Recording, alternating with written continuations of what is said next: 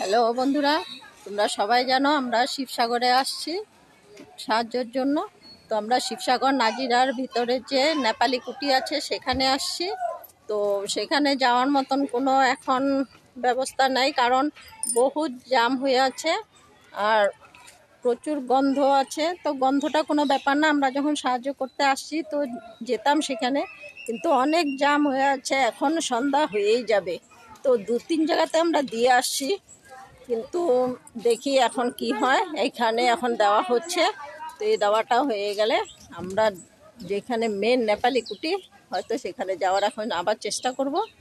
তো তোমরা ভিডিওটা পুরা দেখো আর ভিডিওটা শেয়ার করো, যাতে সবাই এই সাহায্যের জন্য এগিয়ে আসতে পারে। তো দেখো এদিকের পরিস্থিতি,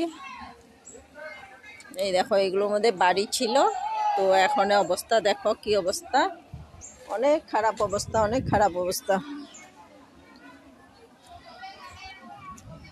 তো তোমরা ভিডিওটা প্রচুর পরিমাণে শেয়ার করো, কারণ যাতে সবাই এগিয়ে আসতে পারে এদের সাহায্যার্থে। সত্যি অনেক খারাপ লাগলো।